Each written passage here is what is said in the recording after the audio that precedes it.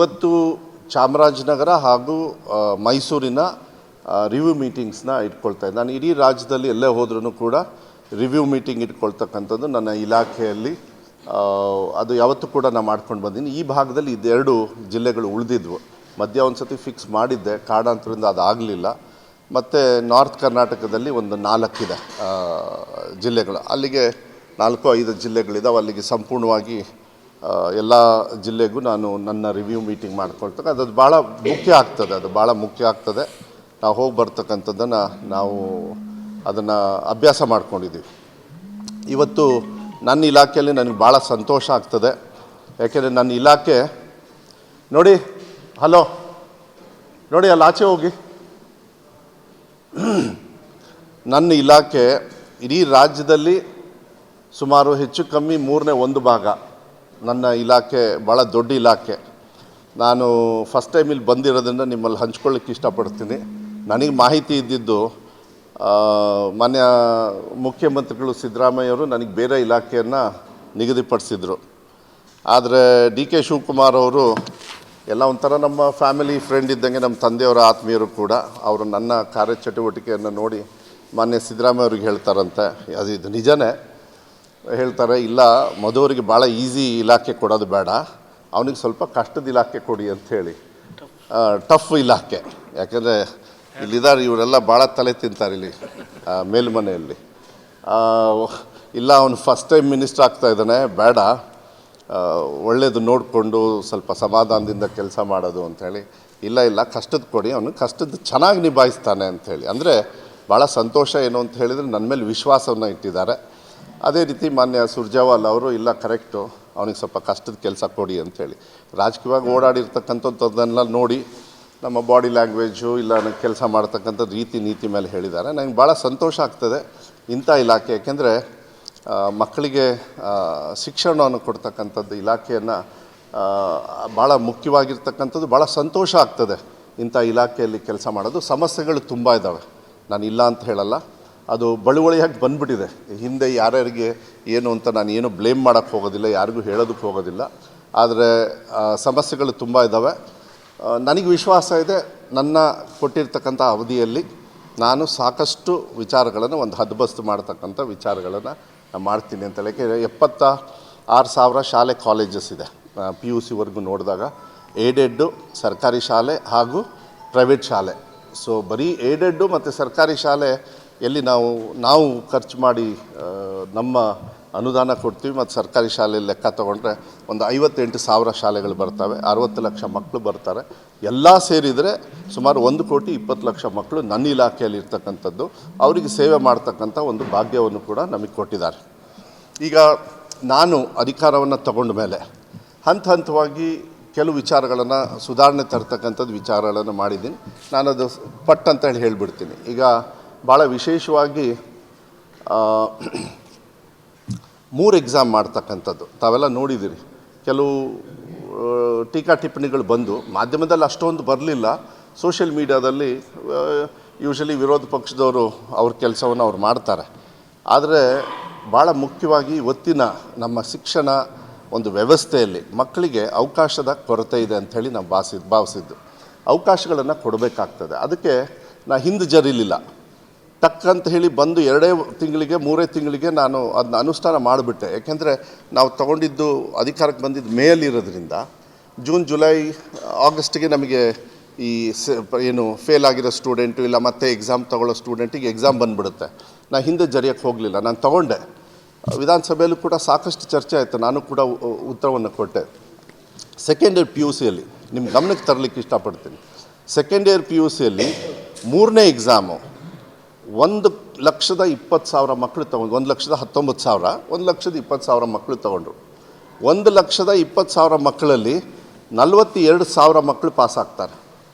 ನಾನು ಯಾಕೆ ಇದನ್ನು ಹೇಳ್ತೀನಿ ಅಂದರೆ, ನಾನು ಏನಾದರೂ ಆ ಕೆಲಸವನ್ನು ಮಾಡಿಲ್ಲ ಅಂದಿದ್ರೆ ಈ 1,00,000 ಮಕ್ಕಳು ಆ ವರ್ಷಕ್ಕೆ ಮತ್ತೆ ಕಾಲೇಜಿಗೆ ಹೋಗೋದಿಲ್ಲ. ಅವರು ಡ್ರಾಪ್ಔಟ್ಸ್ ಕಂಟಿನ್ಯೂ ಆಗುತ್ತೆ, ಅವ್ರಿಗೆ ಅವಕಾಶಗಳು ಕೊರತಾ ಇರ್ತವೆ. ಅದೇ ಈ 42,000 ಮಕ್ಕಳು ಪಾಸಾಗಿರೋದ್ರಿಂದ ಅದೇ ವರ್ಷಕ್ಕೆ ಅವ್ರ ಹೈಯರ್ ಎಜುಕೇಷನ್ನೋ ಇಲ್ಲ ಮುಂದುವರಿಸ್ತಕ್ಕಂಥದ್ದು ಡಿಪ್ಲೊಮೊ ಅವ್ರು ಏನು ಬೇಕಾದ್ರೆ ತೊಗೊಳ್ತಕ್ಕಂಥ ವ್ಯವಸ್ಥೆಯನ್ನು ಇವತ್ತು ನಾವು ಮಾಡಿಕೊಟ್ಟಿರೋದು ನನಗೆ ಭಾಳ ಹೆಮ್ಮೆ ಇದೆ. ಅದು ಸಕ್ಸಸ್ ಆಗಿದೆ.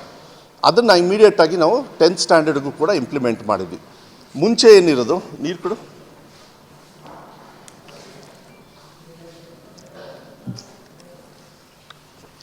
ಮುಂಚೆ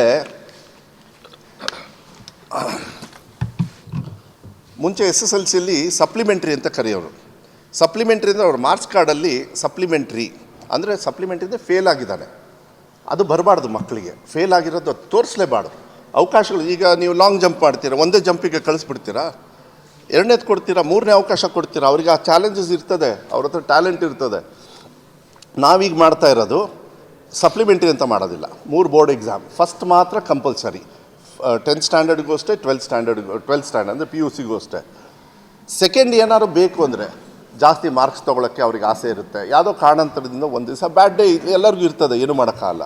ಆದರೆ ಅವ್ರು ಮತ್ತೆ ಹೆಚ್ಚಿಸ್ಕೊಳ್ಳೋದಕ್ಕೆ ಅವ್ರಿಗೆ ಅವಕಾಶವನ್ನು ಕೊಡಬೇಕು ಅಂಥೇಳಿ ಇವತ್ತು ನಾವು ಈ ಸಿಸ್ಟಮ್ನ ಮಾಡಿ ಬೋರ್ಡ್ ಎಕ್ಸಾಮಲ್ಲಿ ಅದು ಪಾಸ್ ಅವ್ರು ಏನಿದೆ ಅದು ರೆಗ್ಯುಲರ್ ಬರ್ತದೆ. ಸಪ್ಲಿಮೆಂಟ್ರಿ ಅಂಥೇಳಿ ನಾವು ಹಾಕೋದೇ ಇಲ್ಲ ಮಕ್ಕಳಿಗೆ.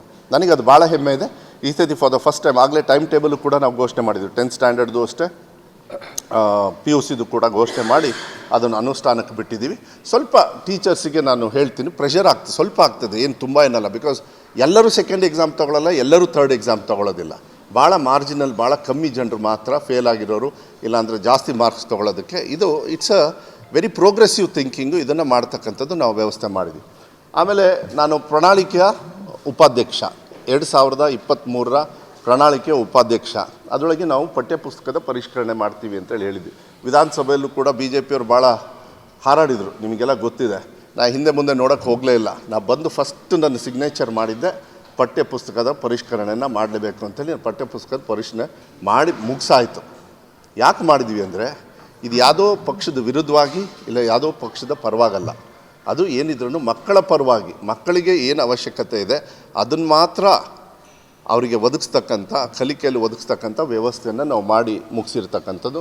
ಪ್ರಣಾಳಿಕೆಯಲ್ಲಿ ಇನ್ನೂ ಬೇಕಾದಷ್ಟು ಮಾಡಿದ್ವಿ, ಅದ್ರ ಬಗ್ಗೆನೂ ನಾನು ಮಾತಾಡ್ತೀನಿ. ಅದ್ರ ಜೊತೆಗೆ BJPಯವರು ಹೇಳ್ತಾರೆ ಏನಂತ, ಇಲ್ಲ ಇವ್ರ ಹತ್ರ ಹಣ ಇಲ್ಲ ಅಂತ ಹೇಳಿ.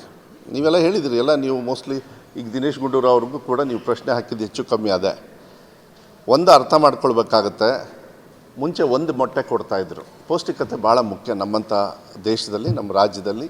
ಪೌಷ್ಟಿಕತೆ ಫ್ರೀ ಊಟ ಕೊಟ್ಟಾಗ ಮಕ್ಕಳು, ಕೆಲವರು ಬಡವರು ಬರ್ತಾರೆ, ಆ ಬಡತನ ಜೊತೆಗೆ ಓದ್ರ ಜೊತೆಗೆ ಅವ್ರಿಗೆ ಊಟವನ್ನು ಕೊಡ್ತಕ್ಕಂಥದ್ದು ಮಿಡ್ ಡೇ ಮೀಲ್ಸು ಇದೆಲ್ಲ ಏನಿದೆ. ಮುಂಚೆ ಒಂದು ಮೊಟ್ಟೆ ಕೊಡ್ತಾಯಿದ್ರು, 8ನೇ ಕ್ಲಾಸ್ವರೆಗೂ ಮಾತ್ರ ಕೊಡ್ತಾಯಿದ್ರು. ಈಗ ನಾವು ಅದನ್ನು 10ನೇ ಕ್ಲಾಸ್ವರೆಗೂ ಮಾಡಿ, ಒಂದು ಮೊಟ್ಟೆ ಬೇಡ 2 ಮೊಟ್ಟೆಯನ್ನು ಇವತ್ತು ಕೊಡ್ತಕ್ಕಂಥ ವ್ಯವಸ್ಥೆನ ವಾರದಲ್ಲಿ ನಾವು ಮಾಡ್ತಾಯಿದ್ದೀವಿ. ಮೊಟ್ಟೆ ತಿಂದೇ ಇಲ್ಲದವರು ಚಿಕ್ಕೀಸ್, ಅದನ್ನು ಕೂಡ ಬೆಳಗ್ಗೆ ಕ್ಷೀರಭಾಗ್ಯ ದಿನ 6 ದಿವಸನೂ ಬೆಳಗ್ಗೆ ಅವರಿಗೆ ಹಾಲು ಕೊಡ್ತಕ್ಕಂಥದ್ದು. ಮತ್ತು ಇನ್ನೊಂದು 10 ದಿವಸ ಇಲ್ಲ 15 ದಿವಸ ಮಾನ್ಯ ಮುಖ್ಯಮಂತ್ರಿಗಳು ಯಾವಾಗ ಟೈಮ್ ಕೊಡ್ತಾರೆ, ಬೆಳಗ್ಗೆ ಅವರಿಗೆ ಪೌಷ್ಟಿಕತೆಗೆ ರಾಗಿ ಮಾಲ್ಟ್ ಮಿಕ್ಸ್ ಮಾಡಿ ಒಂದು ಪೌಡರ್ ಇದೆ ಅವ್ರಿಗೆ, ಅಂದರೆ ಪೌಷ್ಟಿಕತೆ ಇನ್ನೂ ಜಾಸ್ತಿ ಆಗ್ತದೆ. ಅದನ್ನು ಬೇಕಾದ್ರೆ ನೀವು ಕುಡಿಬೋದು, ತುಂಬ ಚೆನ್ನಾಗಿದೆ. ಅದನ್ನು ನಿಮ್ಮ ಮೈಸೂರು CFTRA ಇಂದ ನಂಗೆ ಕ್ಲಿಯರೆನ್ಸ್ ಬರಬೇಕಾಯಿತು. 2 ಡೇಸ್ ಬ್ಯಾಕ್ 3 ಡೇಸ್ ಬ್ಯಾಕ್ ಬಂದಿದೆ. ಅದನ್ನು ಕೂಡ ಈ ವಿಧಾನಸಭೆ ನಡೀತಕ್ಕಂಥ ಅಧಿವೇಶನದಲ್ಲಿ ನಾವು ಅದನ್ನು ಕೂಡ ಇಡೀ ರಾಜ್ಯದಲ್ಲಿ ಎಲ್ಲ ಸರ್ಕಾರಿ ಅನುದಾನಿತ ಶಾಲೆಗಳಿಗೆ ಮಕ್ಕಳಿಗೆ ಕೊಡ್ತಕ್ಕಂಥ ವ್ಯವಸ್ಥೆನೂ ಕೂಡ ನಾವು ಅದನ್ನು ಮಾಡ್ತಾಯಿದ್ದೀವಿ. ವಾರದಲ್ಲಿ 3 ದಿವಸ, ಅದು 2 ದಿವಸ ಮೊಟ್ಟೆ, 3 ದಿವಸ ಈ ರಾಗಿ ಮಾಲ್ಟ್ ಕೊಡ್ತಕ್ಕಂಥದ್ದು ವ್ಯವಸ್ಥೆನ ನಾವು ಮಾಡ್ತೀವಿ. ಇದ್ರ ಜೊತೆಗೆ ನನ್ನ ಇಲಾಖೆಯಲ್ಲಿ ಶಿಕ್ಷಕರ ರೆಡಿ ಮಿಕ್ಸ್ ಪೌಡರ್, ಅದು ಈಗ ಹಾಲಿಗೆ ಪೌಡ್ರ್ ಹಾಕೋದು. ಈಗ ನಾವು ಹೆಂಗೆ ಬೋರ್ವಿಟ ಹಾಕ್ತೀವಲ್ಲ ಅದೇ ರೀತಿ ಅದು ಸ್ವಲ್ಪ ಮಕ್ಕಳಿಗೆ ಹೆಲ್ಪ್ ಆಗ್ತದೆ, ಪೌಷ್ಟಿಕತೆಗೆ ತುಂಬ ಹೆಲ್ಪ್ ಆಗ್ತದೆ. ಅಟ್ ಎ ಟೈಮ್ ಎಲ್ಲ ಕಡೆನೂ ಸೇಮ್ ಕ್ಷೀರಭಾಗ್ಯ ಎಲ್ಲಿದೆಯಲ್ಲ ಆ ಕ್ಷೀರಭಾಗ್ಯಕ್ಕೆ ಪೌಡ್ರ್ ಹಾಕಿ ಕೊಟ್ಟುಬಿಡೋದು ಅಷ್ಟೇ. ಅದನ್ನು ಅವ್ರ ಪೌಷ್ಟಿಕತೆಗೆ ಓಕೆನಾ. ಅದನ್ನು ನಾನು ಹೇಳ್ತೀನಿ ಡೀಟೇಲ್ಸ್ ನಿಮಗೆ ಮುಂದೆ ಲಾಂಚ್ ಆದಾಗ ನಿಮಗೆ ಗೊತ್ತಾಗ್ತದೆ. ಯಾಕೆಂದರೆ ನಾವು ಡೈರೆಕ್ಟಾಗಿ ಮಾಡ್ಬೋದಾಗಿತ್ತು, ಆದರೆ ಊಟದ ವಿಚಾರದಲ್ಲಿ ಸ್ವಲ್ಪ ನಾನು ಕೇರ್ಫುಲ್ಲು. ಮಕ್ಕಳ ವಿಚಾರದಲ್ಲಿ ನಾವು ಮನಸ್ಸಿಗೆ ಬಂದಂಗೆ ಮಾಡೋದಕ್ಕಾಗೋದಿಲ್ಲ. ಅದಕ್ಕೆ CFTRA ಇಂದ ನಿಮ್ಮ ಮೈಸೂರಲ್ಲೇ ಇದೆಯಲ್ಲ ಅಲ್ಲಿಂದನೇ ಪರ್ಮಿಷನ್ ತೊಗೊಂಡು, ಯೂಶಲಿ ಯಾರೂ ಕೇಳೋದಕ್ಕೆ ಹೋಗೋದಿಲ್ಲ. ಬಟ್ ನಾನು ಸ್ವಲ್ಪ ಸೇಫ್ಟಿ ಇರಬೇಕು ಮಕ್ಕಳ ವಿಚಾರದಲ್ಲಿ. I can't take that risk. I need professional approach ಇರಬೇಕು, ಡಿಸಿಷನ್ಸ್ ಚೆನ್ನಾಗಿರಬೇಕು ಅಂಥೇಳಿ ನಾವು ತೊಗೊಂಡು ಈಗಾಗಲೇ ಆಯಿತು. 3 ಡೇಸ್ ಬ್ಯಾಕ್ ಬಂತು ನನಗೆ. I got it tested in CFTR for permission. Can we give this to children's? They said yes you can give it's very good ಅಂತ ಹೇಳಿ ಈಗ ಕೊಡ್ತಾ ಇದ್ದೀವಿ. ಅದನ್ನು ಅಂದರೆ ಲಾಂಚ್ ಮಾಡ್ತೀವಿ ಇನ್ನೊಂದು 10 ಡೇಸಲ್ಲಿ, ಬಿಕಾಸ್ ಎಲ್ಲ ಕಡೆಯೂ ಸ್ಪ್ರೆಡ್ ಆಗಬೇಕಲ್ಲ, ಅದು ಎಲ್ಲ ಕಡೆಯೂ ಹೋಗಿ ರೆಡಿ ಇರಬೇಕು. ಒಂದೇ ದಿವಸ ಲಾಂಚ್ ಮಾಡ್ತಕ್ಕಂಥ ವ್ಯವಸ್ಥೆ ಮಾಡ್ತೀವಿ. ಅದ್ರ ಜೊತೆಗೆ ಭಾಳ ಮುಖ್ಯವಾಗಿ ನಾನು ಅದೆಲ್ಲ ನಾವು ಇದನ್ನು ಮಾಡ್ಕೊಂಡಿದ್ದೀವಿ, ಏನು ಔಟ್ಸೋರ್ಸ್ ಮಾಡಿ ಈಗ CFT ಅದಕ್ಕೆ ಬರ್ತೀನಿ ನಾನು, CSR ಫಂಡ್ ಮೂಲಕ ನಾವು ಮಾಡ್ತೀವಿ. ಯಾಕೆಂದರೆ ನಮಗೆ ಅದು ಹೆಲ್ಪ್ ಆಗ್ತದೆ. ಈಗ ಒಂದು ಮೊಟ್ಟೆ ಜಾಸ್ತಿ ಮಾಡಿದರೆ ನೀವು ನಂಬಲ್ಲ, 160 ಕೋಟಿ ಜಾಸ್ತಿ ಆಗುತ್ತೆ ಒಂದು ಮೊಟ್ಟೆಗೆ. ಯಾಕೆಂದರೆ ವಾರದಲ್ಲಿ 2 ಮೊಟ್ಟೆ ಕೊಡಬೇಕಂದ್ರೆ ಒಂದು ಮಗುಗೆ 60 ಲಕ್ಷ ಮೊಟ್ಟೆ, ವಾರದಲ್ಲಿ 1 ಕೋಟಿ 10 ಲಕ್ಷ 70 ಲಕ್ಷ ಮೊಟ್ಟೆ, 7 ಕೋಟಿ ಖರ್ಚಾಗುತ್ತೆ. ಅದು ಲೆಕ್ಕ ಹಾಕಿ ಸಿಕ್ಕಾಪಡೆ ಜಾಸ್ತಿ. ಅದೇ ರೀತಿ ನಾನೇನು ಮಾಡ್ತಾಯಿದ್ದೀನಿ, ನನ್ನ ಶಿಕ್ಷಣ ಇಲಾಖೆಗೆ CSR ಹೆಲ್ಪನ್ನು ನಾವು ಜಾಸ್ತಿ ತೊಗೊಳ್ತೇವೆ. ಅದ್ರ ಬಗ್ಗೆ ಭಾಳ ಮುಖ್ಯವಾಗಿ ನಿಮ್ಮ ಹತ್ರ ಚರ್ಚೆ ಮಾಡಲಿಕ್ಕೆ ನಾನು ಇಷ್ಟಪಡ್ತೀನಿ. ಈಗ ನಾನು ಶಿಕ್ಷಣ ಸಚಿವನಾದ ಮೇಲೆ ನಿಮಗೆಲ್ಲ ಗೊತ್ತಿದೆ, ಸುಮಾರು 53,000 ಶಿಕ್ಷಕರ ಕೊರತೆ ಇದೆ. ನಾವು ಮ್ಯಾನೇಜ್ ಮಾಡ್ತಾ ಇರೋದು ಬರೀ ಅತಿಥಿ ಶಿಕ್ಷಕರಲ್ಲೇ 50,000 ಕೂಡ. ಈ ಸತಿ 43,000 ಅತಿಥಿ ಶಿಕ್ಷಕರನ್ನು ತೊಗೊಂಡ್ವಿ ಪಾಠ ಹೇಳ್ಕೊಡೋದಕ್ಕೆ. But that's not a permanent solution. Permanent solution you have to take permanent teachers. ನಾವು ಬಂದ ಮೇಲೆ 13,500 ನಮಗೆ ಪರ್ಮಿಷನ್ ಸಿಕ್ಕಿರೋದು.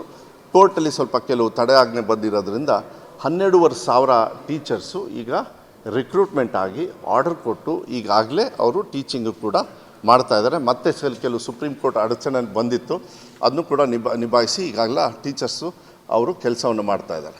ಮಾನ್ಯ ಮುಖ್ಯಮಂತ್ರಿಗಳಿಗೆ ಮತ್ತೆ ಈ ಸತಿನೂ ಕೂಡ ಅಲೋಕೇಶನ್ಗೆ ಕೇಳಿದ್ದೀನಿ, ಇನ್ನೊಂದು 20,000 ಕೊಡಿ ಅಂತ ಕೇಳಿದ್ದೀನಿ. ಬಟ್ 20,000 ಕೊಡದೇ ಇರ್ಬೋದು, ಒಂದು 10,000 ಅಂತೂ ನನಗೆ ಕೊಡ್ತಾರೆ. ಏಕೆಂದರೆ ಹಂತ ಒಂದೇ ಸತಿಗೆ ನಾನು ಆರ್ಥಿಕ ಇಲಾಖೆಯ ವಿಚಾರಗಳನ್ನು ಥಿಂಕ್ ಮಾಡಿ ನಾವು ಮಾಡಬೇಕು. ಯಾಕೆಂದರೆ 12,000 ಮತ್ತು ಇವಾಗ ನನಗೆ ಇನ್ನೊಂದು 10,000 ಕೊಟ್ರೇನು ಪರ್ಮನೆಂಟ್ ಟೀಚರ್ಸ್ ಬೇಕಾಗ್ತದೆ. ಇಲ್ಲಾಂದರೆ ಭಾಳ ಪ್ರಾಬ್ಲಮ್ ಆಗುತ್ತೆ ನನಗೆ. ಅದನ್ನು ಮಾನ್ಯ ಮುಖ್ಯಮಂತ್ರಿಗಳು ಕೊಡೋದಕ್ಕೆ ಅವರು ಒಪ್ಕೊಳ್ತಾರೆ. ಈ ಬಜೆಟಲ್ಲಿ ಅಲೋಕೇಶನ್ನು ಕೂಡ ಕೊಡ್ತಾರೆ ಅಂತಕ್ಕಂಥದ್ದು ವಿಶ್ವಾಸ ಇದೆ. ಅದ್ರ ಜೊತೆಗೆ ನಮಗೆ ಒಂದು ಸಕ್ಸಸ್ಫುಲ್ ಫಾರ್ಮುಲಾ ಇದೆ. ಮಕ್ಕಳು ಸರ್ಕಾರಿ ಶಾಲೆಯಿಂದ ದೂರ ಉಳಿತಾ ಇದ್ದಾರೆ. ಅದನ್ನು ಯಾವ ರೀತಿ ನಾವು ಸ್ಟಾಪ್ ಮಾಡಬೇಕಂದ್ರೆ, ಉದಾಹರಣೆ ನಾನು ನಿಮಗೆ ಹೇಳಿದೆ, ಅವರಿಗೆ ಸೆಕೆಂಡ್ ಚಾನ್ಸ್ ಕೊಡಬೇಕು. ಮೊಟ್ಟೆ ನಾವು ಯಾಕೆ ಕೊಡ್ತೀವಿ ಅಂದರೆ ಅವರಿಗೆ ಪೌಷ್ಟಿಕತೆ, ಮತ್ತು ಇದೆಲ್ಲದೂ ಕೂಡ ಅವರಿಗೆ ಫ್ರೀ ಬುಕ್ಸ್ ಕೊಡ್ತಾಯಿದ್ದೀವಿ. ಬುಕ್ಸು ಕೂಡ ಈ ಸತಿ ಡಿವೈಡ್ ಮಾಡಿದ್ದೀವಿ. ಯಾಕೆಂದರೆ ನೀವೆಲ್ಲ ಮಾಧ್ಯಮದಲ್ಲಿ ಹಾಕಿದಿರಿ ಬುಕ್ಕು ಹೊರೆ ಜಾಸ್ತಿ, ಯಾವಾಗ ಶಿಕ್ಷಣ ಇಲಾಖೆ ಇದ್ರ ಬಗ್ಗೆ ಚಿಂತನೆ ಮಾಡುತ್ತೆ ಅಂತೇಳಿ ನೀವೆಲ್ಲ ಬರೆದಿದ್ರಿ, ನೀವೆಲ್ಲ ನೋಡಿದಿರಿ. ಈಗ ನಾವೇನು ಮಾಡಿದ್ದೀವಿ, ಅದನ್ನು ಹಾಫ್ ಸೈಜ್ ಮಾಡಿಬಿಟ್ಟಿದ್ದೀವಿ. First half, second half. First half ಮಾತ್ರ ತರ್ತಾರೆ, ಸೆಕೆಂಡ್ ಹಾಫ್ ತರಂಗಿಲ್ಲ. ಅನ್ಲೆಸ್ ಟೀಚರ್ ಹೇಳಿದಾಗ ಮಾತ್ರ ಸೆಕೆಂಡ್ ಹಾಫ್ ತರ್ತಾರೆ. ಮೋಸ್ಟ್ಲಿ ನೆಕ್ಸ್ಟ್ ಇಯರಿಗೆ ನೋಟ್ ಬುಕ್ ಬದಲು ನೋಟ್ ಶೀಟ್ ಅಂತಕ್ಕಂಥ ಒಂದು ಸಿಸ್ಟಮ್ನ ತರ್ತಾ ಇದ್ದೀವಿ. ಅವಾಗೇನಾಗುತ್ತೆ, ನೋಟ್ಬುಕ್ ಇಷ್ಟಿರೋದು ಬರೀ ನೋಟ್ ಶೀಟು ದಿನ ತೊಗೊಂಡು ಹೋಗ್ತಕ್ಕಂಥ, ಅದು ಮೋಸ್ಟ್ಲಿ ನೆಕ್ಸ್ಟ್ ಇಯರ್ ಅದು ನಾವು ಕೊಡೋಲ್ಲ, ಫ್ರೀ ಕೊಡೋಲ್ಲ, ಅವ್ರಿಗೊಂದು ಸಿಸ್ಟಮ್ ಯಾವ ರೀತಿ ನೀವು ಬರಬೇಕು ಅಂಥೇಳಿ ಹೇಳ್ತೀವಿ. ಅದನ್ನು ಮುಂದಿನ ವರ್ಷ ಅದನ್ನು ನಾವು ಹೇಳ್ತೀವಿ ಅದನ್ನು ಹೆಂಗೆ ಅಂಥೇಳಿ. ಬಟ್ ಒಂದು ಭಾಳ ಮುಖ್ಯವಾಗಿ ಒಂದು ಸಕ್ಸಸ್ ನಮ್ಮಿದ್ರೊಳಗೆ ಆಗ್ತಾ ಇರೋದೇನೆಂದರೆ, ಕರ್ನಾಟಕ ಪಬ್ಲಿಕ್ ಶಾಲೆಗಳು ಡಿಮಾಂಡ್ ಜಾಸ್ತಿ ಇದೆ. ಕೆಲವು ಶಾಲೆಗಳಲ್ಲಿ ಸುಮಾರು 400% ಅಡ್ಮಿಷನ್ಸು ಜಾಸ್ತಿ ಆಗಿದೆ ಕೆಲವು ಶಾಲೆಗಳಲ್ಲಿ. ಯಾಕೆಂದರೆ ಅದು ಇಟ್ಸ್ ಅ ಬೈಲಿಂಗ್ವಲ್ ಶಾಲೆ, ಮತ್ತು 1ನೇ ಕ್ಲಾಸಿಂದ 12ನೇ ಕ್ಲಾಸ್ವರೆಗೂ ಅದೇ ಪ್ರಿಮಿಸಸ್ಸು, ಇಲ್ಲಾಂದರೆ ಒಂದು 100 ಮೀಟರ್ಸು 200 ಮೀಟರ್ಸ್ ಒಳಗೆ PUC ಇರ್ತದೆ. ಅದರಿಂದ ಏನಾಗ್ತದೆ ಅಂದರೆ, ಅಲ್ಲಿ ನಿಮಗೆ ಶಿಕ್ಷಕರ ಕಂಪ್ಲೀಟ್ ಇರ್ತದೆ, ಒಳ್ಳೆ ಬಿಲ್ಡಿಂಗ್ ಇರ್ತದೆ, ಸಂಗೀತ ಟೀಚರು, ಈಗ ನಾವು ಸಂಗೀತ ಟೀಚರು ಮತ್ತು ಆರ್ಟ್ ಟೀಚರು ಕೂಡ ಆ ಶಾಲೆಗಳಲ್ಲಿ ಕೊಡ್ತಕ್ಕಂಥದ್ದು ವ್ಯವಸ್ಥೆನ ನಾವು ಮಾಡ್ತಾಯಿದ್ದೀವಿ.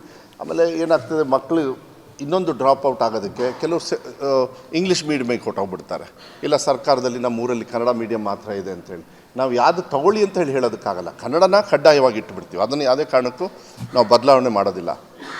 ಆಪ್ಷನ್ಸ್ ನಾವು ಪೇರೆಂಟ್ಸಿಗೆ ಕೊಡಲಿಲ್ಲ ಅಂತ ಹೇಳಿದರೆ ಸ್ವಾಭಾವಿಕವಾಗಿ ಸರ್ಕಾರಿ ಶಾಲೆಯಿಂದ ಆಚೆ ಹೋಗ್ಬಿಡ್ತಾರೆ. ನೀವು ಎಷ್ಟೇ ಬಿಲ್ಡಿಂಗ್ ಕಟ್ಟಿ, ನೀವು ಎಷ್ಟೇ ವ್ಯವಸ್ಥೆ ಕೊಡಿ, ಎಷ್ಟೇ ಟೀಚರ್. ಆಮೇಲೆ ಒಂದೊಂದು ತಿಳ್ಕೊಳ್ಬೇಕು, ಶಿಕ್ಷಣ ಇಲಾಖೆಯ ಟೀಚರ್ಸ್ ಏನಿದ್ದಾರೆ, ದೇ ಆರ್ 100% ಮೆರಿಟ್ ಬೇಸ್ಡ್. ಅವ್ರು ಯಾರೇ ಇನ್ಫ್ಲೂಯೆನ್ಸಲ್ಲಿ ಬಂದಿರಲ್ಲ, ಅವರೆಲ್ಲ 100% ಮೆರಿಟ್ ಬೇಸ್ಡು. ಆದರೆ ಅವ್ರನ್ನ ಸಂಪೂರ್ಣವಾಗಿ ಉಪಯೋಗ ಮಾಡ್ಕೊಳ್ಳೋದ್ರಲ್ಲಿ ಸರ್ಕಾರ ನಾವೆಲ್ಲೋ ಹಿಂದೆ ಇದ್ದೀವಿ ಅಂತಕ್ಕಂಥದ್ದು ಒಂದು ಭಾವನೆ. ಅದನ್ನ ಸಂಪೂರ್ಣವಾಗಿ ಉಪಯೋಗ ಮಾಡ್ಕೊಳ್ಬೇಕಂದ್ರೆ ಸ್ಟೂಡೆಂಟ್ಸು ಮಕ್ಕಳ ಸಂಖ್ಯೆ ಜಾಸ್ತಿ ಮಾಡಬೇಕು. ಆವಾಗ ನಮಗೆ ಕ್ವಾಲಿಟಿ ಆಫ್ ಎಜುಕೇಷನ್ನು ಕೂಡ ಇಂಪ್ರೂವ್ ಆಗುತ್ತೆ. ಅದಕ್ಕೆ KPS ಶಾಲೆಗಳನ್ನು ನಾವು ಮಾಡ್ತಾಯಿದ್ವಿ. ಈಗೆಲ್ಲ ನನಗೆ ಗೊತ್ತಿರೋ ಪ್ರಕಾರ ಸುಮಾರು 300 ಇದ್ದಾವೆ ಅಷ್ಟೇ ಇಡೀ ರಾಜ್ಯದಲ್ಲಿ. ಆದರೆ ಮುಂದಿನ ವರ್ಷ CSR ಫಂಡಲ್ಲಿ ಮುಂದಿನ ವರ್ಷ CSR ಫಂಡಲ್ಲಿ ಇದನ್ನು ಕರೆಕ್ಟಾಗಿ ಹೇಳ್ತಾ ಇದ್ದೀನಿ, CSR ಫಂಡಲ್ಲಿ we are having about around 500 ಶಾಲೆಗಳನ್ನು ನಾವು ಅಪ್ಗ್ರೇಡ್ ಮಾಡ್ತಾ ಇದ್ದೀವಿ. ಈಗಾಗಲೇ ಐಡೆಂಟಿಫೈ ಮಾಡಿದ್ದೀವಿ. ಎಲ್ಲ DDPICಗೆ BOCಗೆ ಡೈರೆಕ್ಷನ್ ಕೊಟ್ಟು ಅಲ್ಲಿರ್ತಕ್ಕಂಥ ಜನಪ್ರತಿನಿಧಿಗಳು, ಶಾಸಕರಿಗೆ ಅವರ ಜೊತೆಗೆ ಹೋಗಿ ಚರ್ಚೆ ಮಾಡಿ, ಯಾಕೆಂದರೆ ಮಕ್ಕಳ ಸಂಖ್ಯೆ ಜಾಸ್ತಿ ಬೇಕಾಗ್ತದೆ. ಒಂದು ಶಾಲೆನ ಅಪ್ಗ್ರೇಡ್ ಮಾಡಿದ ತಕ್ಷಣ ಸುತ್ತಮುತ್ತ ಇರೋ ಶಾಲೆಗಳು, ಚಿಕ್ಕ ಚಿಕ್ಕ ಶಾಲೆಗಳಿಗೆ ಸ್ವಲ್ಪ ಎಫೆಕ್ಟ್ ಆಗ್ತದೆ. ಅದನ್ನು ಯಾವ ರೀತಿ ನಾವು ಮಾಡಬೇಕು, ಮಕ್ಕಳ ಸಂಖ್ಯೆಯಲ್ಲಿ ಜಾಸ್ತಿ ಆಗಬೇಕಂತ ಹೇಳಿ, ಯಾಕೆಂದರೆ 500, 1000, 1500ವರೆಗೂ ಇದ್ದಾವೆ ಕೆಲವು ಶಾಲೆಯಲ್ಲಿ ಅಪ್ ಟು 2000 ಇದ್ದಾರೆ. ಅದು ಈ ಕರ್ನಾಟಕ ಪಬ್ಲಿಕ್ ಶಾಲೆಯಲ್ಲಿ, ಯಾಕೆಂದರೆ ಸುಸಜ್ಜಿತವಾಗಿ ಡೆಸ್ಕು, ರೂಮ್ಸು, ಶೌಚಾಲಯದು ಕೂಡ ನೀವೆಲ್ಲ ನೋಡಿದ್ರಿ ಎಂಥ ಸ್ಥಿತಿಯಾಗಿದೆ. ಅದನ್ನು ನಾನು ಚರ್ಚೆ ಮಾಡ್ತೇನೆ. ಅದಕ್ಕೆ 500 ಶಾಲೆಗಳನ್ನು ಮುಂದಿನ ವರ್ಷ ಈ ಅಕಾಡೆಮಿಕ್ ಇಯರಿಂದ ನೆಕ್ಸ್ಟ್ ಅಕಾಡೆಮಿಕ್ ಇಯರ್ ಒಳಗೆ ಅಪ್ಗ್ರೇಡ್ ಮಾಡಿ ಬಿಲ್ಡಿಂಗು ಕೂಡ ಫಿನಿಷ್ ಮಾಡಬೇಕು ಅಂಥೇಳಿ ಆ ಟಾರ್ಗೆಟಲ್ಲಿ CSR ಫಂಡು.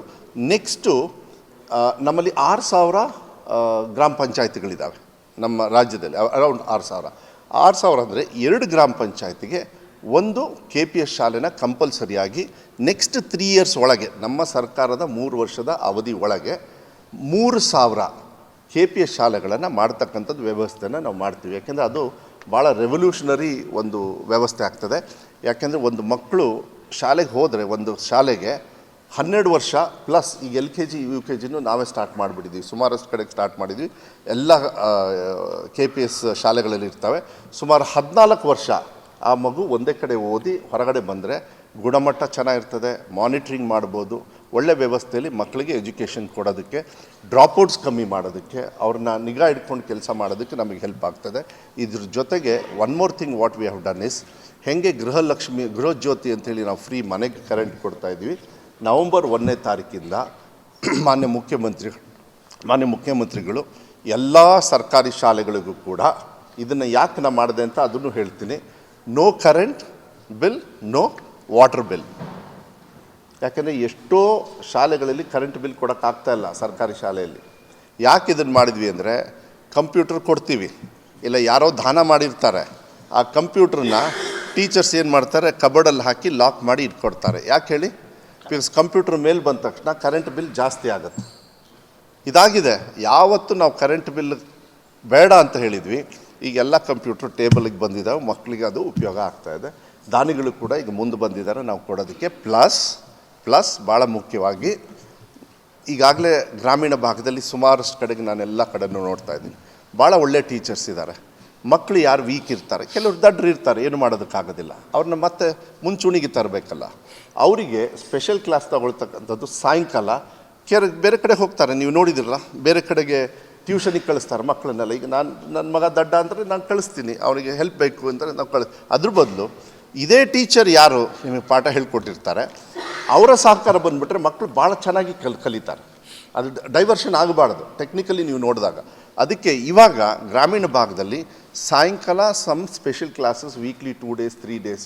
ಯಾಕೆಂದರೆ ಈಗ ಕರೆಂಟ್ ಇದೆ, ಫ್ರೀ, ಏನು ತೊಂದರೆ ಏನಿಲ್ಲ. SDMC ಅವ್ರ ಜೊತೆಗೆ ಮಾತಾಡ್ಕೊಂಡು ನೀವು ಮಾಡಿ ಅಂಥೇಳಿ ಈಗ ತೀರ್ಮಾನ ಮಾಡಿ ಅವ್ರಿಗೂ ಕೂಡ ನಾವು ಇದು ಮಾಡಿದ್ದೀವಿ. ಅಂದರೆ ಅಲ್ಲಿಗೆ ಈ ವರ್ಷ ಮಾರ್ಜಿನಲ್ ಇಂಪ್ರೂವ್ಮೆಂಟು ನಿಮಗೆ ರಿಸಲ್ಟ್ಸಲ್ಲಿ ಸಿಗ್ತದೆ. ಮಕ್ಕಳು ಡ್ರಾಪ್ಔಟ್ ಆಗೋದು ಕಮ್ಮಿ ಆಗ್ತದೆ. ಮತ್ತು ಶಾಲೆಗೆ ಮುಂದಿನ ವರ್ಷ ಇಲ್ಲ KPS ಶಾಲೆಗೆ, ಅಂದರೆ ಈ ವರ್ಷ ಅಡ್ಮಿಷನ್ ನೋಡೋಣ ಯಾವ ರೀತಿ ಎಲ್ಲೆಲ್ಲಿ ನಾವು ಮಾಡಿರೋ ಕಾರ್ಯಕ್ರಮಗಳಲ್ಲಿ ಇನ್ನೂ ಏನಾದರೂ ಇಂಪ್ರೂವ್ಮೆಂಟ್ ಮಾಡಬೇಕಾದ್ರೆ ನೆಕ್ಸ್ಟ್ ಇಯರಿಂದ ಇನ್ಫ್ಲೋ ಆಗಬೇಕು, ಔಟ್ಫ್ಲೋ ಆಗಂಗಿಲ್ಲ. ಒಂದು ತಡೆ ಮಾಡಬೇಕು, ನಿಲ್ಲಿಸಬೇಕು. ಮಕ್ಕಳು ಸರ್ಕಾರಿ ಶಾಲೆಯಿಂದ ಆಚೆ ಹೋಗೋದು ನಿಲ್ಲಿಸ್ಬೇಕು. ನೆಕ್ಸ್ಟು ಇನ್ಫ್ಲೋ ಸ್ಟಾರ್ಟ್ ಆಗಬೇಕು. ಯಾಕೆಂದ್ರೆ ನನ್ನ ಹತ್ರ ವ್ಯವಸ್ಥೆ ಇಲ್ಲ ಅಂದರೆ ಆಬ್ವಿಯಸ್ಲಿ ಮುಂಚೆ ಎಲ್ಲ ಮಕ್ಕಳನ್ನ ಏನೂ ಇದು ಮಾಡ್ತಾ ಇರಲಿಲ್ಲ, ಎಂಥದ್ದು ಓದಿಸ್ಲೇಬೇಕು ಅಂತ ಕಂಪಲ್ಸರಿ ಇರಲಿಲ್ಲ. ಇವಾಗ ಹಾಗಲ್ಲ, ಮಕ್ಕಳು ಹುಟ್ಟೋಕ್ಕಂತ ಮುಂಚೆನೇ ಈ ಶಾಲೆಯಲ್ಲಿ ನಾನು ಸಾಲ ಮಾಡಾದರೂ ಓದಿಸ್ತೀನಿ ಅಂತಕ್ಕಂಥ ಪರಿಜ್ಞಾನ ಇವತ್ತು ತಂದೆ ತಾಯಿಯವರಿಗೆ ಬಂದುಬಿಟ್ಟಿದೆ. ಅದಕ್ಕೆ ನಾವು ಸರ್ಕಾರಿ ಶಾಲೆಯಲ್ಲಿ ಈ ವ್ಯವಸ್ಥೆನ ಕೊಡಬೇಕು ಅಂಥೇಳಿ ನಾವು ಈ ವ್ಯವಸ್ಥೆನೂ ಕೂಡ ಮಾಡ್ತಕ್ಕಂಥದ್ದು ನಮ್ಮ ಇಲಾಖೆಯಲ್ಲಿ ನಾವು ಮಾಡ್ತೀವಿ. ಆಮೇಲೆ ನನಗೆ ವಿಶ್ವಾಸ ಇದೆ, ಡ್ರಾಪ್ಔಟ್ಸ್ನ ನಿಲ್ಲಿಸಿ ಇಂಪ್ರೂವ್ಮೆಂಟ್ ಆನ್ ಇದನ್ನು. ಆಮೇಲೆ SEP ಮತ್ತು NEP ಇದು ನಾನು ಹೆಚ್ಚು ಮಾತಾಡೋದಕ್ಕೆ ಹೋಗೋದಿಲ್ಲ, ಅದು ಪ್ರೋಗ್ರೆಸ್ಸಲ್ಲಿದೆ. ಈಗ SEP ಅನುಷ್ಠಾನ ಮಾಡಲಿಕ್ಕೆ ಇನ್ನೊಂದು 3 months ಇದೆ. ಅವರಿಗೆ ಥೋರಟ್ ಅಂತ ಹೇಳಿ ಒಬ್ಬರು ಅವ್ರ ಚೇರ್ಪರ್ಸನ್ ಇದ್ದಾರೆ, ಅದನ್ನು ಕೂಡ ಅನುಷ್ಠಾನ ಮಾಡ್ತಕ್ಕಂಥದ್ದು ವ್ಯವಸ್ಥೆನ ನಾನು ನನ್ನ ಇಲಾಖೆಯಲ್ಲಿ ಮಾಡ್ತಕ್ಕಂಥದ್ದು ನಾವು ಮಾಡ್ತಾಯಿದ್ದೀವಿ. ಇದು ನನ್ನ ಇಲಾಖೆ ಬಗ್ಗೆ. ಒಂದು ಕಡೆಗೆ. ಇನ್ನೊಂದು ಕಡೆಗೆ ರಾಜಕಾರಣ ಅಂತ ಗೊತ್ತು, MP ಎಲೆಕ್ಷನ್ಸ್ ಬರ್ತಾ ಇದ್ದಾವೆ. ನಮಗೆ ವಿಶ್ವಾಸ ಇದೆ. ನಾನು ಒಂದೇ ಲೈನ್ ಹೇಳ್ತೀನಿ, ಜಾಸ್ತಿ ಹೇಳಲ್ಲ, ಯಾಕೆಂದರೆ ಸಾಕಷ್ಟು ನೀವು ದಿನೇಶ್ ಅವ್ರ ಜೊತೆನೂ ಮಾತಾಡಿರ್ತೀರಿ. ನಮ್ಮದು ಟ್ರಂಪ್ ಕಾರ್ಡ್ ಏನು ಅಂತ ಹೇಳಿದರೆ ಗ್ಯಾರಂಟಿ ಬಗ್ಗೆ ನಾನು ಒಂದು ಮಾತು ಹೇಳಬೇಕಾಗತ್ತೆ ನಿಮಗೆ. ಈ ಗ್ಯಾರಂಟಿ ಮಾಡೋದ್ರಲ್ಲಿ ನಾನು ಕೂಡ ವೈಸ್ ಚೇರ್ಮನ್ ಆಗಿದ್ದೆ. ಪರಮೇಶ್ವರ್ ಅವರು ಚೇರ್ಮನ್ನು ಪ್ರಣಾಳಿಕೆಯಲ್ಲಿ, ಉಪಾಧ್ಯಕ್ಷನಾಗಿ ನಾನು ಮತ್ತು ಪ್ರೊಫೆಸರ್ ರಾಧಾಕೃಷ್ಣ ಅಂತೇಳಿದ್ವಿ. ಈ ಗ್ಯಾರಂಟಿಗಳನ್ನು ನೋಡಿ, ಒಂದು ಟೀಕಾ ಟಿಪ್ಪಣಿಗಳು BJP ಅವ್ರು ಮಾಡ್ತಾರೆ. ಅವ್ರಿಗೆ ಯಾವ ರೀತಿ ಉತ್ತರ ಕೊಡಬೇಕು ಅದು ಮತದಾರರಿಗೆ ಕೊಡ್ತಾರೆ. ನಾವು ನಂಬಿಕೆಯಿಂದ ಮತದಾರರ ಹತ್ರ ಹೋದ್ವಿ ಗ್ಯಾರಂಟಿ ಕಾರ್ಡ್ ಅಂತ. ಅದ್ರ ಬಗ್ಗೆ ಟೀಕಾ ಟಿಪ್ಪಣಿಯನ್ನು ಮಾಡಿದರು ವಿರೋಧ ಪಕ್ಷದವರು. ಆದರೆ ಜನರು ಬೇಸತ್ತು ಇವತ್ತು ವಿಶ್ವಾಸವನ್ನು ಇಟ್ಟು ಕಾಂಗ್ರೆಸ್ಸಿಗೆ ಸಂಪೂರ್ಣವಾಗಿ ಸ್ವತಂತ್ರವಾಗಿ ಬಹುಮತವನ್ನು ಕೊಟ್ಟಿರೋದು ತಾವೆಲ್ಲರೂ ಕೂಡ ನೋಡಿದ್ದೀರಿ. ಅದಾದ ಮೇಲೆ ಮಾನ್ಯ ಸಿದ್ದರಾಮಯ್ಯರು ಮುಖ್ಯಮಂತ್ರಿಗಳು ಎಲ್ಲದೂ ಕೂಡ 5 ಗ್ಯಾರಂಟಿಯನ್ನು ಇವತ್ತು ಅನುಷ್ಠಾನವನ್ನು ಮಾಡಿದ್ದೀವಿ. ಶೇಕಡ ನನ್ನ ಪ್ರಕಾರ ಐ ಥಿಂಕ್ ಆಲ್ಮೋಸ್ಟ್ 88% ಕೆಲವು ಯೋಜನೆಯಲ್ಲಿ ಅಪ್ ಟು 93% ಇವತ್ತು ಜನರಿಗೆ ತಲುಪ್ತಾ ಇದೆ. ಅದು ಗೃಹಲಕ್ಷ್ಮಿ ಇರ್ಬೋದು, ಗೃಹ ಜ್ಯೋತಿ ಇರ್ಬೋದು, ಅನ್ನಭಾಗ್ಯ ಇರ್ಬೋದು, ಸ್ತ್ರೀ ಶಕ್ತಿ ಅಂತಕ್ಕಂಥದ್ದು ಮೊನ್ನೆ ಲೆಕ್ಕಕ್ಕೆ ಕರೆಕ್ಟಾಗಿ 150 ಕೋಟಿ ಸತಿ ಹೆಣ್ಣುಮಕ್ಕಳು ಇವತ್ತು ಓಡಾಡಿದ್ದಾರೆ. ಅದು ದಾಖಲೆ ಅಲ್ವಾ? ಯುವ ನಿಧಿ ನಾನು ಶಿವಮೊಗ್ಗದಲ್ಲಿ ನಾನೊಬ್ಬ ಪ್ರಣಾಳಿಕೆ ಉಪಾಧ್ಯಕ್ಷನಾಗಿ ದಯವಿಟ್ಟು ಅಲ್ಲಿ ಲಾಂಚ್ ಮಾಡಿ ಅಂದೆ. ಸುಮಾರು 1,10,000 ಮಕ್ಕಳೇ ಬಂದಿದ್ದರು. ಸ್ಟೂಡೆಂಟ್ಸ್, ಬರೀ ಸ್ಟೂಡೆಂಟ್ಸು 1.5 ಲಕ್ಷ ಜನರು ಸೇರಿ ಒಂದು ಭಾಳ ಅದ್ಭುತವಾಗಿರ್ತಕ್ಕಂಥ ಒಂದು ಕಾರ್ಯಕ್ರಮನ ಆ ಮಕ್ಕಳಿಗೆ ಭವಿಷ್ಯದಲ್ಲಿ ಸರ್ಕಾರ ಸಹಕಾರ ಮಾಡಬೇಕು ಅಂತೇಳಿ ಮಾಡಿದ್ವಿ. ನಾನು ಹೇಳ್ತೀನಿ, MP ಎಲೆಕ್ಷನ್ನಲ್ಲಿ ಇದೇ ಕಾರ್ಯಕ್ರಮಗಳನ್ನು ಮುಂದೆ ಇಟ್ಕೊಂಡು ನಾವು ಗೆಲ್ತೀವಿ, BJP ಅವ್ರು ಸೋಲ್ತಾರೆ. ಎಷ್ಟು ಗೆಲ್ತೀರಿ ಏನು ಅಂಥೇಳಿ ನಾನು ಅಷ್ಟು ಲೆಕ್ಕ ಹೇಳೋದಕ್ಕೆ ಹೋಗೋದಿಲ್ಲ. ಆದರೆ ವಿಶ್ವಾಸ ಇಟ್ಕೊಳ್ಳಿ, ಹೈಯೆಸ್ಟ್ ಕರ್ನಾಟಕ ರಾಜ್ಯದಿಂದ MP ಗಳನ್ನು ಕಳಿಸ್ಕೊಡ್ತಕ್ಕಂಥ ವ್ಯವಸ್ಥೆಯನ್ನು ಈ ರಾಜ್ಯದ ಜನತೆ ಮಾಡ್ತಾರೆ. ಯಾಕೆಂದರೆ ಸರ್ಕಾರ ವಿಶ್ವಾಸವನ್ನು ಉಳಿಸ್ಕೊಂಡಿದೆ, ಹಾಕ್ಸ್ಕೊಂಡಿರ್ತಕ್ಕಂಥ ಮಾತನ್ನು ಉಳಿಸ್ಕೊಂಡಿದೆ, ಅದು ಮುಂದುವರಿಸ್ತದೆ. ಇಷ್ಟು ನಾನು ಹೇಳಲಿಕ್ಕೆ ಇಷ್ಟಪಡ್ತೀನಿ. ಹಾಂ,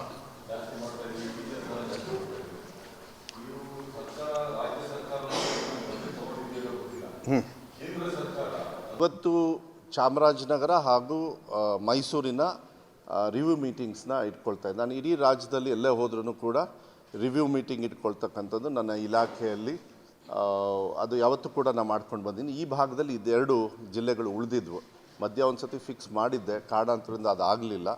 ಮತ್ತು ನಾರ್ತ್ ಕರ್ನಾಟಕದಲ್ಲಿ ಒಂದು 4 ಇದೆ ಜಿಲ್ಲೆಗಳು. ಅಲ್ಲಿಗೆ 4-5 ಜಿಲ್ಲೆಗಳಿದ್ದಾವೆ. ಅಲ್ಲಿಗೆ ಸಂಪೂರ್ಣವಾಗಿ ಎಲ್ಲ ಜಿಲ್ಲೆಗೂ ನಾನು ನನ್ನ ರಿವ್ಯೂ ಮೀಟಿಂಗ್ ಮಾಡ್ಕೊಳ್ತಕ್ಕ ಅದು ಭಾಳ ಮುಖ್ಯ ಆಗ್ತದೆ. ನಾವು ಹೋಗಿ ಬರ್ತಕ್ಕಂಥದ್ದನ್ನು ನಾವು ಅದನ್ನು ಅಭ್ಯಾಸ ಮಾಡ್ಕೊಂಡಿದ್ದೀವಿ. ಇವತ್ತು ನನ್ನ ಇಲಾಖೆಯಲ್ಲಿ ನನಗೆ ಭಾಳ ಸಂತೋಷ ಆಗ್ತದೆ. ಯಾಕೆಂದರೆ ನನ್ನ ಇಲಾಖೆ ನೋಡಿ, ಹಲೋ ನೋಡಿ, ಅಲ್ಲಿ ಆಚೆ ಹೋಗಿ. ನನ್ನ ಇಲಾಖೆ ಇಡೀ ರಾಜ್ಯದಲ್ಲಿ ಸುಮಾರು ಹೆಚ್ಚು ಕಮ್ಮಿ 1/3 ಭಾಗ ನನ್ನ ಇಲಾಖೆ ಭಾಳ ದೊಡ್ಡ ಇಲಾಖೆ. ನಾನು ಫಸ್ಟ್ ಟೈಮ್ ಇಲ್ಲಿ ಬಂದಿರೋದನ್ನು ನಿಮ್ಮಲ್ಲಿ ಹಂಚ್ಕೊಳ್ಳಿಕ್ಕೆ ಇಷ್ಟಪಡ್ತೀನಿ. ನನಗೆ ಮಾಹಿತಿ ಇದ್ದಿದ್ದು ಮಾನ್ಯ ಮುಖ್ಯಮಂತ್ರಿಗಳು ಸಿದ್ದರಾಮಯ್ಯವರು ನನಗೆ ಬೇರೆ ಇಲಾಖೆಯನ್ನು ನಿಗದಿಪಡಿಸಿದರು. ಆದರೆ DK ಶಿವಕುಮಾರ್ ಅವರು ಎಲ್ಲ ಒಂಥರ ನಮ್ಮ ಫ್ಯಾಮಿಲಿ ಫ್ರೆಂಡ್ ಇದ್ದಂಗೆ, ನಮ್ಮ ತಂದೆಯವರ ಆತ್ಮೀಯರು ಕೂಡ. ಅವರು ನನ್ನ ಕಾರ್ಯಚಟುವಟಿಕೆಯನ್ನು ನೋಡಿ ಮಾನ್ಯ ಸಿದ್ದರಾಮಯ್ಯ ಅವ್ರಿಗೆ ಹೇಳ್ತಾರಂತೆ, ಇದು ನಿಜನೇ. ಹೇಳ್ತಾರೆ, ಇಲ್ಲ ಮಧುವರಿಗೆ ಭಾಳ ಈಸಿ ಇಲಾಖೆ ಕೊಡೋದು ಬೇಡ, ಅವನಿಗೆ ಸ್ವಲ್ಪ ಕಷ್ಟದ ಇಲಾಖೆ ಕೊಡಿ ಅಂಥೇಳಿ. ಟಫ್ ಇಲಾಖೆ. ಯಾಕೆಂದರೆ ಇಲ್ಲಿದ್ದಾರೆ ಇವರೆಲ್ಲ ಭಾಳ ತಲೆ ತಿಂತಾರೆ ಇಲ್ಲಿ ಮೇಲ್ಮನೆಯಲ್ಲಿ. ಇಲ್ಲ ಅವನು ಫಸ್ಟ್ ಟೈಮ್ ಮಿನಿಸ್ಟರ್ ಆಗ್ತಾಯಿದ್ದಾನೆ, ಬೇಡ, ಒಳ್ಳೆಯದು ನೋಡಿಕೊಂಡು ಸ್ವಲ್ಪ ಸಮಾಧಾನದಿಂದ ಕೆಲಸ ಮಾಡೋದು ಅಂಥೇಳಿ. ಇಲ್ಲ ಕಷ್ಟದ ಕೊಡಿ, ಅವನು ಕಷ್ಟದ ಚೆನ್ನಾಗಿ ನಿಭಾಯಿಸ್ತಾನೆ ಅಂಥೇಳಿ. ಅಂದರೆ ಭಾಳ ಸಂತೋಷ ಏನು ಅಂತ ಹೇಳಿದರೆ ನನ್ನ ಮೇಲೆ ವಿಶ್ವಾಸವನ್ನು ಇಟ್ಟಿದ್ದಾರೆ. ಅದೇ ರೀತಿ ಮಾನ್ಯ ಸುರ್ಜೇವಾಲಾ ಅವರು, ಇಲ್ಲ ಕರೆಕ್ಟು, ಅವನಿಗೆ ಸ್ವಲ್ಪ ಕಷ್ಟದ ಕೆಲಸ ಕೊಡಿ ಅಂಥೇಳಿ. ರಾಜಕೀಯವಾಗಿ ಓಡಾಡಿರ್ತಕ್ಕಂಥದ್ದನ್ನೆಲ್ಲ ನೋಡಿ ನಮ್ಮ ಬಾಡಿ ಲ್ಯಾಂಗ್ವೇಜು ಇಲ್ಲ ನನಗೆ ಕೆಲಸ ಮಾಡ್ತಕ್ಕಂಥ ನೀತಿ ಮೇಲೆ ಹೇಳಿದ್ದಾರೆ. ನನಗೆ ಭಾಳ ಸಂತೋಷ ಆಗ್ತದೆ ಇಂಥ ಇಲಾಖೆ. ಯಾಕೆಂದರೆ ಮಕ್ಕಳಿಗೆ ಶಿಕ್ಷಣವನ್ನು ಕೊಡ್ತಕ್ಕಂಥದ್ದು ಇಲಾಖೆಯನ್ನು ಭಾಳ ಮುಖ್ಯವಾಗಿರ್ತಕ್ಕಂಥದ್ದು. ಭಾಳ ಸಂತೋಷ ಆಗ್ತದೆ ಇಂಥ ಇಲಾಖೆಯಲ್ಲಿ ಕೆಲಸ ಮಾಡೋದು. ಸಮಸ್ಯೆಗಳು ತುಂಬ ಇದ್ದಾವೆ, ನಾನು ಇಲ್ಲ ಅಂತ ಹೇಳಲ್ಲ.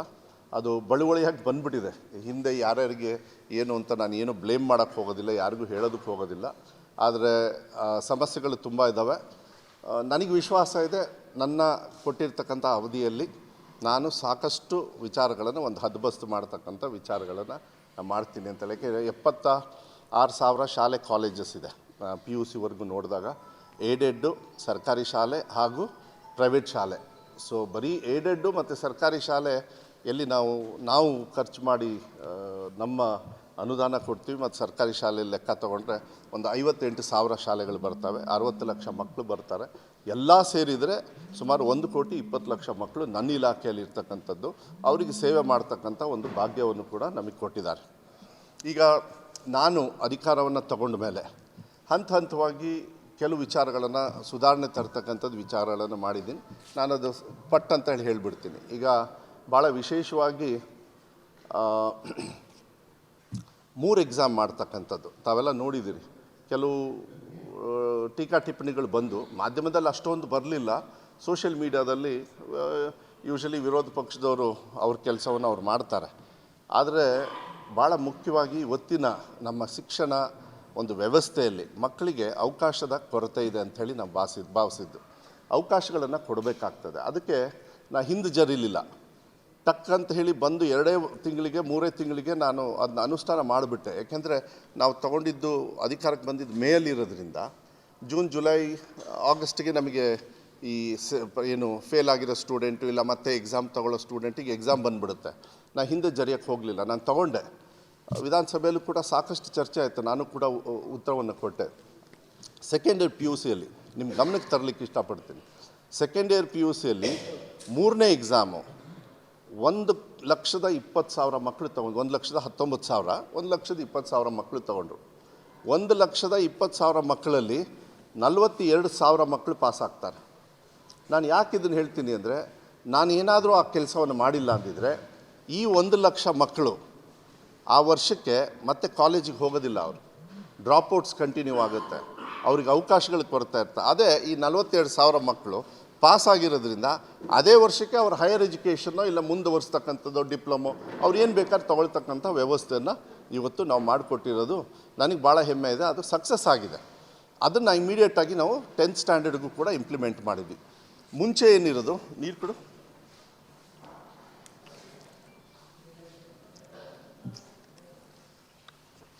ಮುಂಚೆ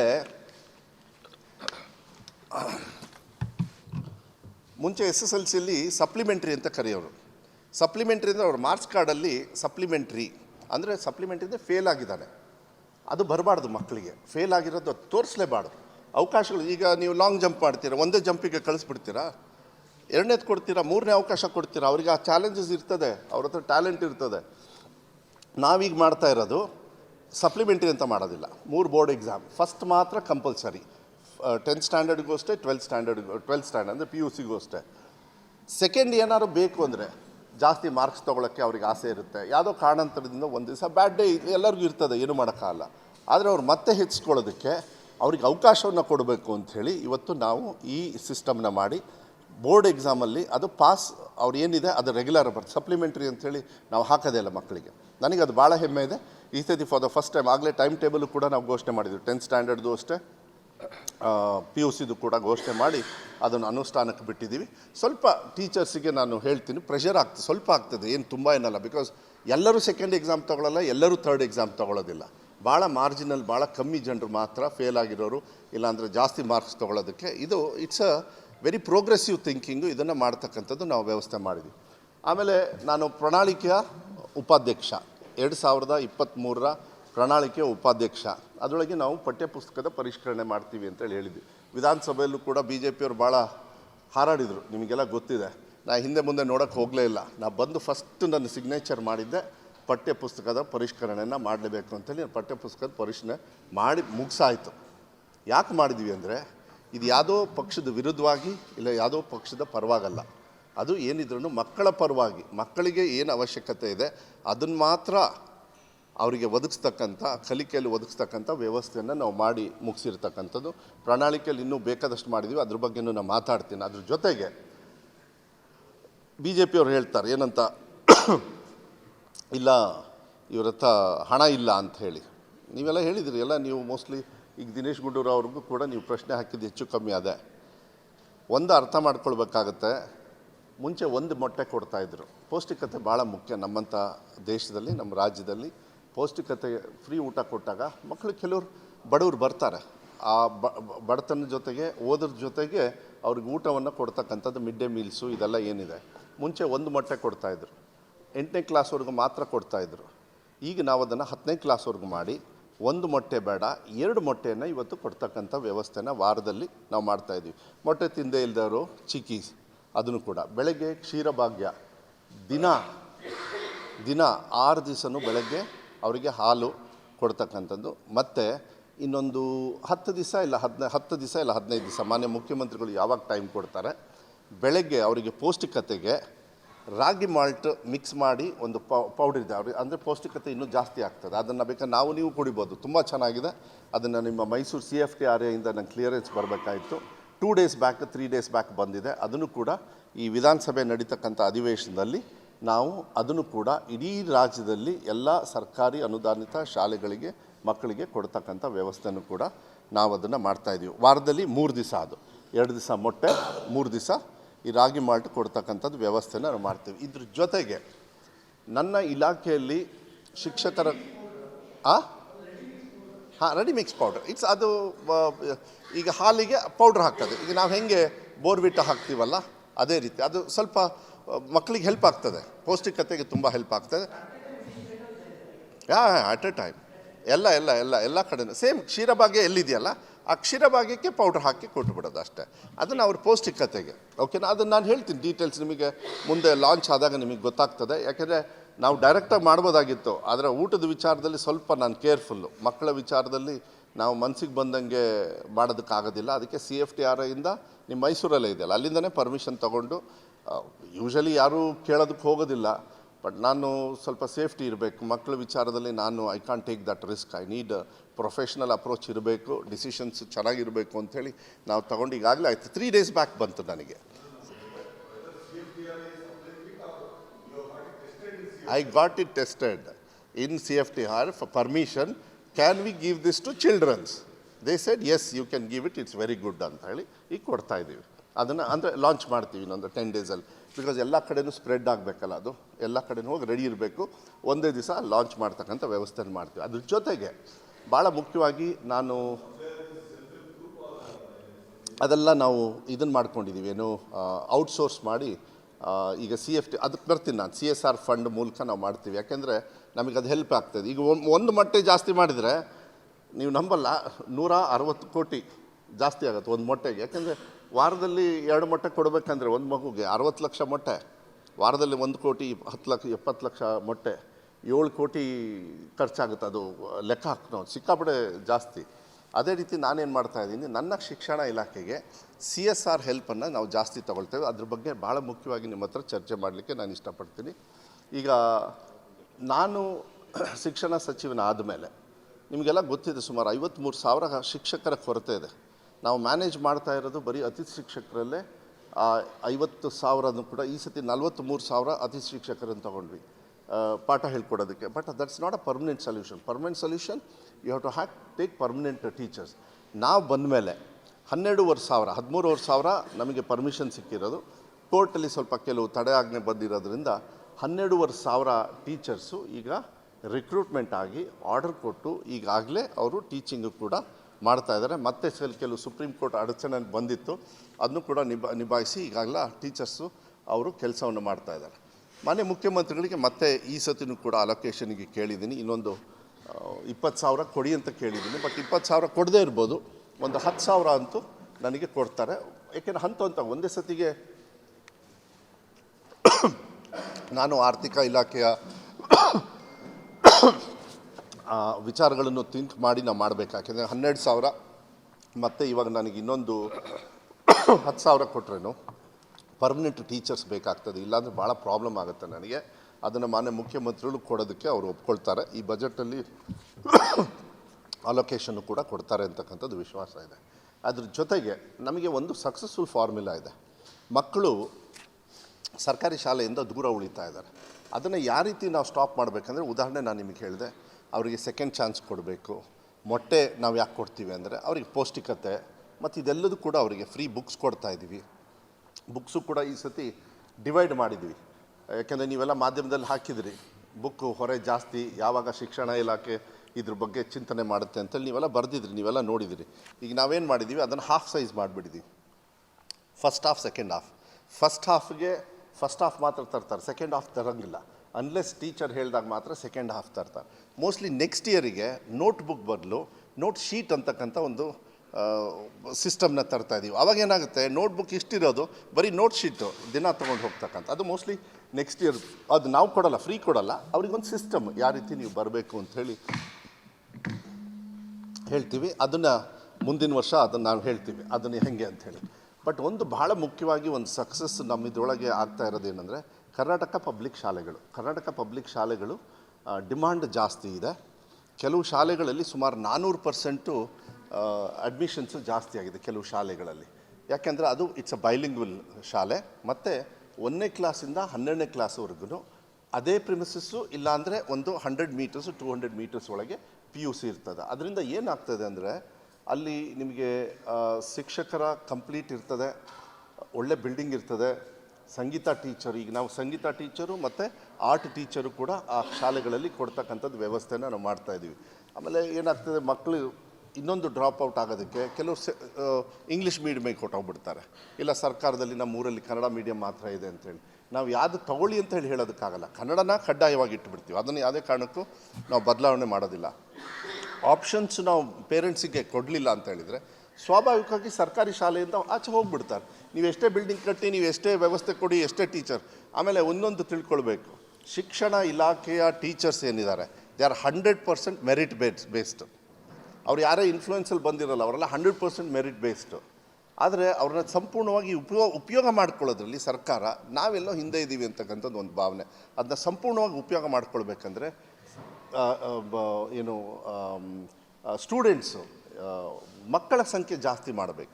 ಆವಾಗ ನಮಗೆ ಕ್ವಾಲಿಟಿ ಆಫ್ ಎಜುಕೇಷನ್ನು ಕೂಡ ಇಂಪ್ರೂವ್ ಆಗುತ್ತೆ. ಅದಕ್ಕೆ KPS ಶಾಲೆಗಳನ್ನು ನಾವು ಮಾಡ್ತಾಯಿದ್ವಿ. ಈಗೆಲ್ಲ ನನಗೆ ಗೊತ್ತಿರೋ ಪ್ರಕಾರ ಸುಮಾರು 300 ಇದ್ದಾವೆ ಅಷ್ಟೇ ಇಡೀ ರಾಜ್ಯದಲ್ಲಿ. ಆದರೆ ಮುಂದಿನ ವರ್ಷ CSR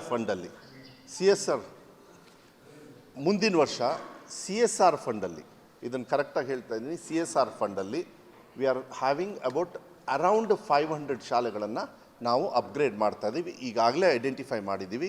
ಎಲ್ಲ DDPICಗೆ BOCಗೆ ಡೈರೆಕ್ಷನ್ ಕೊಟ್ಟು ಅಲ್ಲಿರ್ತಕ್ಕಂಥ ಜನಪ್ರತಿನಿಧಿಗಳು, ಶಾಸಕರಿಗೆ ಅವರ ಜೊತೆಗೆ ಹೋಗಿ ಚರ್ಚೆ ಮಾಡಿ, ಯಾಕೆಂದರೆ ಮಕ್ಕಳ ಸಂಖ್ಯೆ ಜಾಸ್ತಿ ಬೇಕಾಗ್ತದೆ. ಒಂದು ಶಾಲೆನ ಅಪ್ಗ್ರೇಡ್ ಮಾಡಿದ ತಕ್ಷಣ ಸುತ್ತಮುತ್ತ ಇರೋ ಶಾಲೆಗಳು, ಚಿಕ್ಕ ಶಾಲೆಗಳಿಗೆ ಸ್ವಲ್ಪ ಎಫೆಕ್ಟ್ ಆಗ್ತದೆ. ಅದನ್ನು ಯಾವ ರೀತಿ ನಾವು ಮಾಡಬೇಕು, ಮಕ್ಕಳ ಸಂಖ್ಯೆಯಲ್ಲಿ ಜಾಸ್ತಿ ಆಗಬೇಕಂತ ಹೇಳಿ. ಯಾಕೆಂದರೆ 500, 1000, 1500ವರೆಗೂ ಇದ್ದಾವೆ ಕೆಲವು ಶಾಲೆಯಲ್ಲಿ ಅಪ್ ಟು 2000 ಇದ್ದಾರೆ. ಅದು ಈ ಕರ್ನಾಟಕ ಪಬ್ಲಿಕ್ ಶಾಲೆಯಲ್ಲಿ. ಯಾಕೆಂದರೆ ಸುಸಜ್ಜಿತವಾಗಿ ಡೆಸ್ಕು, ರೂಮ್ಸು, ಶೌಚಾಲಯದು ಕೂಡ ನೀವೆಲ್ಲ ನೋಡಿದ್ರಿ ಎಂಥ ಸ್ಥಿತಿಯಾಗಿದೆ. ಅದನ್ನು ನಾನು ಚರ್ಚೆಯನ್ನು ಮಾಡ್ತೇನೆ. ಅದಕ್ಕೆ 500 ಶಾಲೆಗಳನ್ನು ಮುಂದಿನ ವರ್ಷ ಈ ಅಕಾಡೆಮಿಕ್ ಇಯರಿಂದ ನೆಕ್ಸ್ಟ್ ಅಕಾಡೆಮಿಕ್ ಇಯರ್ ಒಳಗೆ ಅಪ್ಗ್ರೇಡ್ ಮಾಡಿ ಬಿಲ್ಡಿಂಗು ಕೂಡ ಫಿನಿಷ್ ಮಾಡಬೇಕು ಅಂಥೇಳಿ ಆ ಟಾರ್ಗೆಟಲ್ಲಿ CSR ಫಂಡು. ನೆಕ್ಸ್ಟು ನಮ್ಮಲ್ಲಿ 6000 ಗ್ರಾಮ ಪಂಚಾಯತಿಗಳಿದ್ದಾವೆ ನಮ್ಮ ರಾಜ್ಯದಲ್ಲಿ, ಅರೌಂಡ್ 6000 ಅಂದರೆ 2 ಗ್ರಾಮ ಪಂಚಾಯತಿಗೆ ಒಂದು KPS ಶಾಲೆನ ಕಂಪಲ್ಸರಿಯಾಗಿ ನೆಕ್ಸ್ಟ್ 3 ಇಯರ್ಸ್ ಒಳಗೆ, ನಮ್ಮ ಸರ್ಕಾರದ 3 ವರ್ಷದ ಅವಧಿ ಒಳಗೆ 3000 KPS ಶಾಲೆಗಳನ್ನು ಮಾಡ್ತಕ್ಕಂಥದ್ದು ವ್ಯವಸ್ಥೆನ ನಾವು ಮಾಡ್ತೀವಿ. ಯಾಕೆಂದರೆ ಅದು ಭಾಳ ರೆವಲ್ಯೂಷನರಿ ಒಂದು ವ್ಯವಸ್ಥೆ ಆಗ್ತದೆ. ಯಾಕೆಂದರೆ ಒಂದು ಮಕ್ಕಳು ಶಾಲೆಗೆ ಹೋದರೆ, ಒಂದು ಶಾಲೆಗೆ 12 ವರ್ಷ ಪ್ಲಸ್, ಈಗ LKG UKGನೂ ನಾವೇ ಸ್ಟಾರ್ಟ್ ಮಾಡಿಬಿಟ್ಟಿದ್ದೀವಿ, ಸುಮಾರಷ್ಟು ಕಡೆಗೆ ಸ್ಟಾರ್ಟ್ ಮಾಡಿದ್ವಿ. ಎಲ್ಲ KPS ಶಾಲೆಗಳಲ್ಲಿ ಇರ್ತವೆ. ಸುಮಾರು 14 ವರ್ಷ ಆ ಮಗು ಒಂದೇ ಕಡೆ ಓದಿ ಹೊರಗಡೆ ಬಂದರೆ ಗುಣಮಟ್ಟ ಚೆನ್ನಾಗಿರ್ತದೆ, ಮಾನಿಟ್ರಿಂಗ್ ಮಾಡ್ಬೋದು. ಒಳ್ಳೆ ವ್ಯವಸ್ಥೆಯಲ್ಲಿ ಮಕ್ಕಳಿಗೆ ಎಜುಕೇಷನ್ ಕೊಡೋದಕ್ಕೆ, ಡ್ರಾಪ್ಔಟ್ಸ್ ಕಮ್ಮಿ ಮಾಡೋದಕ್ಕೆ, ಅವ್ರನ್ನ ನಿಗಾ ಇಟ್ಕೊಂಡು ಕೆಲಸ ಮಾಡೋದಕ್ಕೆ ನಮಗೆ ಹೆಲ್ಪ್ ಆಗ್ತದೆ. ಇದ್ರ ಜೊತೆಗೆ one more thing what we have done is, ಹೇಗೆ ಗೃಹಜ್ಯೋತಿ ಅಂತೇಳಿ ನಾವು ಫ್ರೀ ಮನೆಗೆ ಕರೆಂಟ್ ಕೊಡ್ತಾಯಿದ್ವಿ. ನವಂಬರ್ 1ನೇ ತಾರೀಕಿಂದ ಮಾನ್ಯ ಮುಖ್ಯಮಂತ್ರಿಗಳು ಎಲ್ಲ ಸರ್ಕಾರಿ ಶಾಲೆಗಳಿಗೂ ಕೂಡ ಇದನ್ನು ಯಾಕೆ ನಾನು ಮಾಡಿದೆ ಅಂತ ಅದನ್ನು ಹೇಳ್ತೀನಿ. No current bill, no water bill. ಯಾಕೆಂದರೆ ಎಷ್ಟೋ ಶಾಲೆಗಳಲ್ಲಿ ಕರೆಂಟ್ ಬಿಲ್ ಕೊಡೋಕ್ಕಾಗ್ತಾಯಿಲ್ಲ ಸರ್ಕಾರಿ ಶಾಲೆಯಲ್ಲಿ. ಯಾಕೆ ಇದನ್ನು ಮಾಡಿದ್ವಿ ಅಂದರೆ ಕಂಪ್ಯೂಟರ್ ಕೊಡ್ತೀವಿ, ಇಲ್ಲ ಯಾರೋ ದಾನ ಮಾಡಿರ್ತಾರೆ, ಆ ಕಂಪ್ಯೂಟ್ರನ್ನ ಟೀಚರ್ಸ್ ಏನು ಮಾಡ್ತಾರೆ, ಕಬೋರ್ಡಲ್ಲಿ ಹಾಕಿ ಲಾಕ್ ಮಾಡಿ ಇಟ್ಕೊಡ್ತಾರೆ. ಯಾಕೆ ಹೇಳಿ? ಬಿಕಾಸ್ ಕಂಪ್ಯೂಟ್ರ್ ಮೇಲೆ ಬಂದ ತಕ್ಷಣ ಕರೆಂಟ್ ಬಿಲ್ ಜಾಸ್ತಿ ಆಗುತ್ತೆ. ಇದಾಗಿದೆ. ಯಾವತ್ತು ನಾವು ಕರೆಂಟ್ ಬಿಲ್ ಬೇಡ ಅಂತ ಹೇಳಿದ್ವಿ, ಈಗೆಲ್ಲ ಕಂಪ್ಯೂಟ್ರ್ ಟೇಬಲಿಗೆ ಬಂದಿದ್ದಾವೆ, ಮಕ್ಕಳಿಗೆ ಅದು ಉಪಯೋಗ ಆಗ್ತಾಯಿದೆ. ದಾನಿಗಳು ಕೂಡ ಈಗ ಮುಂದೆ ಬಂದಿದ್ದಾರೆ ನಾವು ಕೊಡೋದಕ್ಕೆ. ಪ್ಲಸ್ ಭಾಳ ಮುಖ್ಯವಾಗಿ ಈಗಾಗಲೇ ಗ್ರಾಮೀಣ ಭಾಗದಲ್ಲಿ ಸುಮಾರಷ್ಟು ಕಡೆಗೆ ನಾನೆಲ್ಲ ಕಡೆನೂ ನೋಡ್ತಾ ಇದ್ದೀನಿ, ಭಾಳ ಒಳ್ಳೆ ಟೀಚರ್ಸ್ ಇದ್ದಾರೆ. ಮಕ್ಕಳು ಯಾರು ವೀಕ್ ಇರ್ತಾರೆ, ಕೆಲವರು ದಡ್ರು ಇರ್ತಾರೆ, ಏನು ಮಾಡೋದಕ್ಕಾಗೋದಿಲ್ಲ, ಅವ್ರನ್ನ ಮತ್ತೆ ಮುಂಚೂಣಿಗೆ ತರಬೇಕಲ್ಲ. ಅವರಿಗೆ ಸ್ಪೆಷಲ್ ಕ್ಲಾಸ್ ತಗೊಳ್ತಕ್ಕಂಥದ್ದು ಸಾಯಂಕಾಲ ಬೇರೆ ಕಡೆ ಹೋಗ್ತಾರೆ. ನೀವು ನೋಡಿದಿರಲ್ಲ, ಬೇರೆ ಕಡೆಗೆ ಟ್ಯೂಷನಿಗೆ ಕಳಿಸ್ತಾರೆ ಮಕ್ಕಳನ್ನೆಲ್ಲ. ಈಗ ನನ್ನ ಮಗ ದಡ್ಡ ಅಂದರೆ ನಾನು ಕಳಿಸ್ತೀನಿ, ಅವನಿಗೆ ಹೆಲ್ಪ್ ಬೇಕು ಅಂದರೆ ನಾವು ಅದ್ರ ಬದಲು ಇದೇ ಟೀಚರ್ ಯಾರು ನಿಮಗೆ ಪಾಠ ಹೇಳ್ಕೊಟ್ಟಿರ್ತಾರೆ ಅವರ ಸಹಕಾರ ಬಂದುಬಿಟ್ರೆ ಮಕ್ಕಳು ಭಾಳ ಚೆನ್ನಾಗಿ ಕಲಿತಾರೆ. ಅದು ಡೈವರ್ಷನ್ ಆಗಬಾರ್ದು ಟೆಕ್ನಿಕಲಿ ನೀವು ನೋಡಿದಾಗ. ಅದಕ್ಕೆ ಇವಾಗ ಗ್ರಾಮೀಣ ಭಾಗದಲ್ಲಿ ಸಾಯಂಕಾಲ some special classes weekly 2 days 3 days. ಯಾಕೆಂದರೆ ಈಗ ಕರೆಂಟ್ ಇದೆ, ಫ್ರೀ, ಏನು ತೊಂದರೆ ಏನಿಲ್ಲ. SDMC ಅವ್ರ ಜೊತೆಗೆ ಮಾತಾಡ್ಕೊಂಡು ನೀವು ಮಾಡಿ ಅಂಥೇಳಿ ಈಗ ತೀರ್ಮಾನ ಮಾಡಿ ಅವ್ರಿಗೂ ಕೂಡ ನಾವು ಇದು ಮಾಡಿದ್ದೀವಿ. ಅಂದರೆ ಅಲ್ಲಿಗೆ ಈ ವರ್ಷ ಮಾರ್ಜಿನಲ್ ಇಂಪ್ರೂವ್ಮೆಂಟು ನಿಮಗೆ ರಿಸಲ್ಟ್ಸಲ್ಲಿ ಸಿಗ್ತದೆ. ಮಕ್ಕಳು ಡ್ರಾಪ್ಔಟ್ ಆಗೋದು ಕಮ್ಮಿ ಆಗ್ತದೆ. ಮತ್ತು ಶಾಲೆಗೆ ಮುಂದಿನ ವರ್ಷ ಇಲ್ಲ KPS ಶಾಲೆಗೆ ಅಂದರೆ ಈ ವರ್ಷ ಅಡ್ಮಿಷನ್ ನೋಡೋಣ ಯಾವ ರೀತಿ ಎಲ್ಲೆಲ್ಲಿ ನಾವು ಮಾಡಿರೋ ಕಾರ್ಯಕ್ರಮಗಳಲ್ಲಿ ಇನ್ನೂ ಏನಾದರೂ ಇಂಪ್ರೂವ್ಮೆಂಟ್ ಮಾಡಬೇಕಾದ್ರೆ ನೆಕ್ಸ್ಟ್ ಇಯರಿಂದ ಇನ್ಫ್ಲೋ ಆಗಬೇಕು, ಔಟ್ಫ್ಲೋ ಆಗಂಗಿಲ್ಲ. ಒಂದು ತಡೆ ಮಾಡಬೇಕು, ನಿಲ್ಲಿಸಬೇಕು. ಮಕ್ಕಳು ಸರ್ಕಾರಿ ಶಾಲೆಯಿಂದ ಆಚೆ ಹೋಗೋದು ನಿಲ್ಲಿಸಬೇಕು. ನೆಕ್ಸ್ಟು ಇನ್ಫ್ಲೋ ಸ್ಟಾರ್ಟ್ ಆಗಬೇಕು. ಯಾಕೆಂದ್ರೆ ನನ್ನ ಹತ್ರ ವ್ಯವಸ್ಥೆ ಇಲ್ಲ ಅಂದರೆ ಆಬ್ವಿಯಸ್ಲಿ ಮುಂಚೆ ಎಲ್ಲ ಮಕ್ಕಳನ್ನ ಏನೂ ಇದು ಮಾಡ್ತಾ ಇರಲಿಲ್ಲ, ಎಂಥದ್ದು ಓದಿಸ್ಲೇಬೇಕು ಅಂತ ಕಂಪಲ್ಸರಿ ಇರಲಿಲ್ಲ. ಇವಾಗ ಹಾಗಲ್ಲ, ಮಕ್ಕಳು ಹುಟ್ಟೋಕ್ಕಂತ ಮುಂಚೆನೇ ಈ ಶಾಲೆಯಲ್ಲಿ ನಾನು ಸಾಲ ಮಾಡಾದರೂ ಓದಿಸ್ತೀನಿ ಅಂತಕ್ಕಂಥ ಪರಿಜ್ಞಾನ ಇವತ್ತು ತಂದೆ ತಾಯಿಯವರಿಗೆ ಬಂದುಬಿಟ್ಟಿದೆ. ಅದಕ್ಕೆ ನಾವು ಸರ್ಕಾರಿ ಶಾಲೆಯಲ್ಲಿ ಈ ವ್ಯವಸ್ಥೆನ ಕೊಡಬೇಕು ಅಂಥೇಳಿ ನಾವು ಈ ವ್ಯವಸ್ಥೆನೂ ಕೂಡ ಮಾಡ್ತಕ್ಕಂಥದ್ದು ನಮ್ಮ ಇಲಾಖೆಯಲ್ಲಿ ನಾವು ಮಾಡ್ತೀವಿ. ಆಮೇಲೆ ನನಗೆ ವಿಶ್ವಾಸ ಇದೆ, ಡ್ರಾಪ್ಔಟ್ಸ್ನ ನಿಲ್ಲಿಸಿ ಇಂಪ್ರೂವ್ಮೆಂಟ್ ಆನ್ ಇದನ್ನು. ಆಮೇಲೆ SEP ಮತ್ತು NEP ಇದು ನಾನು ಹೆಚ್ಚು ಮಾತಾಡೋದಕ್ಕೆ ಹೋಗೋದಿಲ್ಲ, ಅದು ಪ್ರೋಗ್ರೆಸ್ಸಲ್ಲಿದೆ. ಈಗ SEP ಅನುಷ್ಠಾನ ಮಾಡಲಿಕ್ಕೆ ಇನ್ನೊಂದು 3 months ಇದೆ. ಅವರಿಗೆ ತೋರಟ್ ಅಂತ ಹೇಳಿ ಒಬ್ಬರು ಅವ್ರ ಚೇರ್ಪರ್ಸನ್ ಇದ್ದಾರೆ, ಅದನ್ನು ಕೂಡ ಅನುಷ್ಠಾನ ಮಾಡ್ತಕ್ಕಂಥದ್ದು ವ್ಯವಸ್ಥೆಯನ್ನು ನಾನು ನನ್ನ ಇಲಾಖೆಯಲ್ಲಿ ಮಾಡ್ತಕ್ಕಂಥದ್ದು ನಾವು ಮಾಡ್ತಾಯಿದ್ದೀವಿ. ಇದು ನನ್ನ ಇಲಾಖೆ ಬಗ್ಗೆ ಒಂದು ಕಡೆಗೆ. ಇನ್ನೊಂದು ಕಡೆಗೆ ರಾಜಕಾರಣ ಅಂತ ಗೊತ್ತು, MP ಎಲೆಕ್ಷನ್ಸ್ ಬರ್ತಾ ಇದ್ದಾವೆ. ನಮಗೆ ವಿಶ್ವಾಸ ಇದೆ. ನಾನು ಒಂದೇ ಲೈನ್ ಹೇಳ್ತೀನಿ, ಜಾಸ್ತಿ ಹೇಳಲ್ಲ, ಯಾಕೆಂದರೆ ಸಾಕಷ್ಟು ನೀವು ದಿನೇಶ್ ಅವ್ರ ಜೊತೆನೂ ಮಾತಾಡಿರ್ತೀರಿ. ನಮ್ಮದು ಟ್ರಂಪ್ ಕಾರ್ಡ್ ಏನು ಅಂತ ಹೇಳಿದರೆ ಗ್ಯಾರಂಟಿ ಬಗ್ಗೆ ನಾನು ಒಂದು ಮಾತು ಹೇಳಬೇಕಾಗತ್ತೆ ನಿಮಗೆ. ಈ ಗ್ಯಾರಂಟಿ ಮಾಡೋದ್ರಲ್ಲಿ ನಾನು ಕೂಡ ವೈಸ್ ಚೇರ್ಮನ್ ಆಗಿದ್ದೆ. ಪರಮೇಶ್ವರ್ ಅವರು ಚೇರ್ಮನ್ನು ಪ್ರಣಾಳಿಕೆಯಲ್ಲಿ, ಉಪಾಧ್ಯಕ್ಷನಾಗಿ ನಾನು ಮತ್ತು ಪ್ರೊಫೆಸರ್ ರಾಧಾಕೃಷ್ಣ ಅಂತೇಳಿದ್ವಿ. ಈ ಗ್ಯಾರಂಟಿಗಳನ್ನು ನೋಡಿ, ಒಂದು ಟೀಕಾ ಟಿಪ್ಪಣಿಗಳು BJP ಅವ್ರು ಮಾಡ್ತಾರೆ, ಅವ್ರಿಗೆ ಯಾವ ರೀತಿ ಉತ್ತರ ಕೊಡಬೇಕು ಅದು ಮತದಾರರಿಗೆ ಕೊಡ್ತಾರೆ. ನಾವು ನಂಬಿಕೆಯಿಂದ ಮತದಾರರ ಹತ್ರ ಹೋದ್ವಿ ಗ್ಯಾರಂಟಿ ಕಾರ್ಡ್ ಅಂತ, ಅದ್ರ ಬಗ್ಗೆ ಟೀಕಾ ಟಿಪ್ಪಣಿಯನ್ನು ಮಾಡಿದರು ವಿರೋಧ ಪಕ್ಷದವರು. ಆದರೆ ಜನರು ಬೇಸತ್ತು ಇವತ್ತು ವಿಶ್ವಾಸವನ್ನು ಇಟ್ಟು ಕಾಂಗ್ರೆಸ್ಸಿಗೆ ಸಂಪೂರ್ಣವಾಗಿ ಸ್ವತಂತ್ರವಾಗಿ ಬಹುಮತವನ್ನು ಕೊಟ್ಟಿರೋದು ತಾವೆಲ್ಲರೂ ಕೂಡ ನೋಡಿದ್ದೀರಿ. ಅದಾದ ಮೇಲೆ ಮಾನ್ಯ ಸಿದ್ದರಾಮಯ್ಯರು ಮುಖ್ಯಮಂತ್ರಿಗಳು ಎಲ್ಲದೂ ಕೂಡ 5 ಗ್ಯಾರಂಟಿಯನ್ನು ಇವತ್ತು ಅನುಷ್ಠಾನವನ್ನು ಮಾಡಿದ್ದೀವಿ. ಶೇಕಡ ನನ್ನ ಪ್ರಕಾರ ಐ ಥಿಂಕ್ ಆಲ್ಮೋಸ್ಟ್ 88% ಕೆಲವು ಯೋಜನೆಯಲ್ಲಿ ಅಪ್ ಟು 93% ಇವತ್ತು ಜನರಿಗೆ ತಲುಪ್ತಾ ಇದೆ. ಅದು ಗೃಹಲಕ್ಷ್ಮಿ ಇರ್ಬೋದು, ಗೃಹ ಜ್ಯೋತಿ ಇರ್ಬೋದು, ಅನ್ನಭಾಗ್ಯ ಇರ್ಬೋದು, ಸ್ತ್ರೀ ಶಕ್ತಿ ಅಂತಕ್ಕಂಥದ್ದು ಮೊನ್ನೆ ಲೆಕ್ಕಕ್ಕೆ ಕರೆಕ್ಟಾಗಿ 150 ಕೋಟಿ ಸತಿ ಹೆಣ್ಣುಮಕ್ಕಳು ಇವತ್ತು ಓಡಾಡಿದ್ದಾರೆ. ಅದು ದಾಖಲೆ ಅಲ್ವಾ? ಯುವ ನಿಧಿ ನಾನು ಶಿವಮೊಗ್ಗದಲ್ಲಿ ನಾನೊಬ್ಬ ಪ್ರಣಾಳಿಕೆ ಉಪಾಧ್ಯಕ್ಷನಾಗಿ ದಯವಿಟ್ಟು ಅಲ್ಲಿ ಲಾಂಚ್ ಮಾಡಿ ಅಂದೆ. ಸುಮಾರು 1,10,000 ಮಕ್ಕಳೇ ಬಂದಿದ್ದರು. ಬರೀ ಸ್ಟೂಡೆಂಟ್ಸು 1.5 ಲಕ್ಷ ಜನರು ಸೇರಿ ಒಂದು ಭಾಳ ಅದ್ಭುತವಾಗಿರ್ತಕ್ಕಂಥ ಒಂದು ಕಾರ್ಯಕ್ರಮನ ಆ ಮಕ್ಕಳಿಗೆ ಭವಿಷ್ಯದಲ್ಲಿ ಸರ್ಕಾರ ಸಹಕಾರ ಮಾಡಬೇಕು ಅಂತೇಳಿ ಮಾಡಿದ್ವಿ. ನಾನು ಹೇಳ್ತೀನಿ, MP ಎಲೆಕ್ಷನ್ನಲ್ಲಿ ಇದೇ ಕಾರ್ಯಕ್ರಮಗಳನ್ನು ಮುಂದೆ ಇಟ್ಕೊಂಡು ನಾವು ಗೆಲ್ತೀವಿ, BJP ಅವ್ರು ಸೋಲ್ತಾರೆ. ಎಷ್ಟು ಗೆಲ್ತೀರಿ ಏನು ಅಂಥೇಳಿ ನಾನು ಅಷ್ಟು ಲೆಕ್ಕ ಹೇಳೋದಕ್ಕೆ ಹೋಗೋದಿಲ್ಲ. ಆದರೆ ವಿಶ್ವಾಸ ಇಟ್ಕೊಳ್ಳಿ, ಹೈಯೆಸ್ಟ್ ಕರ್ನಾಟಕ ರಾಜ್ಯದಿಂದ MP ಗಳನ್ನು ಕಳಿಸ್ಕೊಡ್ತಕ್ಕಂಥ ವ್ಯವಸ್ಥೆಯನ್ನು ಈ ರಾಜ್ಯದ ಜನತೆ ಮಾಡ್ತಾರೆ. ಯಾಕೆಂದರೆ ಸರ್ಕಾರ ವಿಶ್ವಾಸವನ್ನು ಉಳಿಸ್ಕೊಂಡಿದೆ, ಹಾಕ್ಸ್ಕೊಂಡಿರ್ತಕ್ಕಂಥ ಮಾತನ್ನು ಉಳಿಸ್ಕೊಂಡಿದೆ, ಅದು ಮುಂದುವರಿಸ್ತದೆ. ಇಷ್ಟು ನಾನು ಹೇಳಲಿಕ್ಕೆ ಇಷ್ಟಪಡ್ತೀನಿ. ಹಾಂ,